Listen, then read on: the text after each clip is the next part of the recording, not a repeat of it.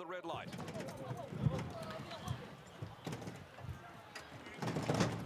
One rearing up in the gates, and the light has been switched off once more. And this time it could be Shawish, the second elect, so, or close enough to it. So the starter has red light back on. Has the button in hand. Shawish steadies for its return. Gates are back. Racing this time, Gillespie dropping straight back to be a conspicuous last early with Be Quick also back with it. Sir Mambo, one of the first of them away. Wild Front pushing through quickly just in front of Shawish and Bedouin Bell wider out. In behind them, Vital Blast and Pink and Grey, followed by Cold as Cold. Then the stablemate back behind those when they get going, War Class. And the last couple, Be Quick and Gillespie. 700 left to go. Wild Front shows the way by half a length on Sir Mambo, fired up there at its girth. Bedouin Bell moving up to third on the outside of Shawish, which is occupying fourth spot near the rail. A length Vital Blast back on the inside, tucked away, going okay at this stage. Pink and Grey as Sir Mambo goes up and gets his head in front. Be Quick further back in the field. War Class, Cold as Cold dropped out just in front of it. Gillespie into the home straight. They'd balanced up, and Sir Mambo storming to the front now. Races two clear of Bedouin Bell and Wild Front. Back behind them, Shawish is only plugging, and Be Quick starting to wind up right down the outside with Gillespie.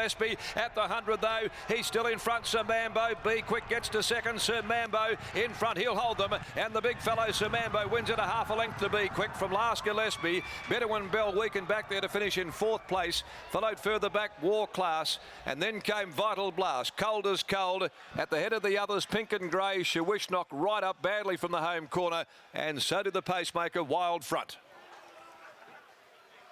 Sir Mambo is the winner. Number 2, ridden by Jade McNaught. This big son of War Chant parked on the speed. McNaught kicked him away after heads had turned for home and got a good break on them.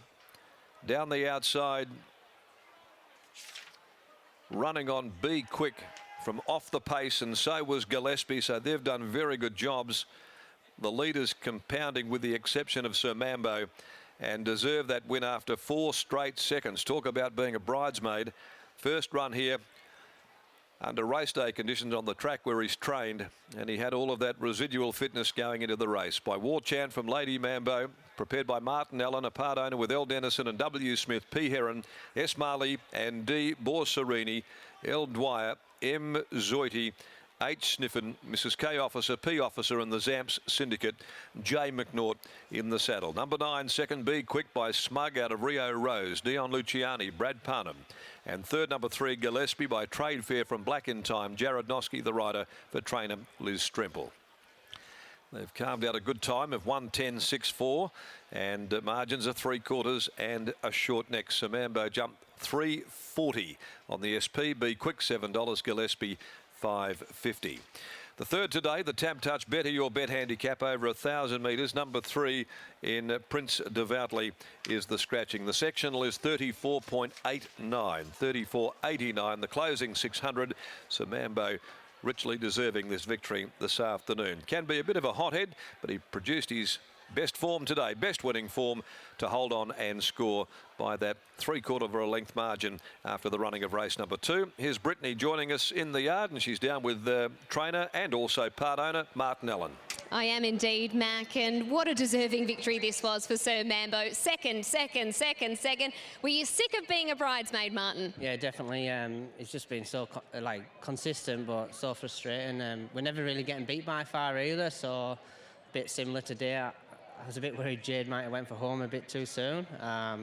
Then I was confident at 200 and then a bit doubting myself at the 50. I actually looked up to the Owner's Only Vantage and spotted you with the biggest smile on your face at the 200, and it may have changed a little bit when they started to come for him. He got very hot today in the yard and behind the gates. Did that concern you at all? A little bit. He's always a little bit like that. Even in winter, he was always quite warm. So we'll just race him in every single heat, more or less, just trying to take the edge off him and get him used to this, really. I was quite glad the wind was around. I wouldn't like to see him when it's a still day. No, certainly not. After that last start second, you said he's going to be set for this series. Did you put him away and give him just a little bit of time in a paddock just to freshen up for this series? Yeah, we just give him 2 weeks out. He went out looking absolutely magnificent, and obviously you only really see him when he's sweaty, but he looks $1 million. So, yeah, he got the 14 quite well before he went out, so I think he'll get it again. Projecting forward to the series, we know it's worth $100,000. Do you think he can win it? I think he can. I think there's a lot of improvement to come off today. He's not fully wound up. Originally, I wasn't going to go this race. I was going to wait for heat 3, and like I say, I've got to get him used to this heat, so that was the main reason for it. Well, congratulations, he's done the job. Cheers, Brett. Martin Allen and Sir Mambo, a very deserving victor here, Scott, because he's been so consistent running second, and today was finally his day. It's amazing too. Jade's actually been a little bit of a drought breaker with a few of these horses who have struggled to get along the winning post, especially in the maidens. But today, Jade, going across to the gates, he got a real lather in himself. He was very, very warm. Did it distract him at all? I've never ridden a horse before. Apparently it's normal for him to be hot, and it is a hot day. He hasn't raced at Ascot, so no doubt at Belmont it was a little bit cooler for him. But he also sort of anticipated the start and almost went through the front of the gate, so a few things went wrong and he didn't know where he was going today, but it worked out well in the end. What about in the run? The leader didn't take you far into the home straight. Was it a confidence move to go for home, or just purely because you got left there? It was under some serious pressure, the leader, and I wanted to try and get a kick on him. I thought if I was going to win it, I'd probably try and have to snag it. He was a little bit slow away, and I had to use him up to get to my spot. Yeah, it probably wasn't the best ride in history, but it worked out well. Massimo's a very exciting galloper in the next race. What can you tell us about him? Well, you didn't pick him, Scotty, so not sure. Let's hope for the best. Well, go well, but not too well. Good luck, Jade. Thank you. Scott Embry catching up with Jade McNaughton. Perhaps we have a little precursor to Scott's selection in the next race, but Jade with Massimo should be hoping to go back-to-back wins right here. Race number 3 won't be far away.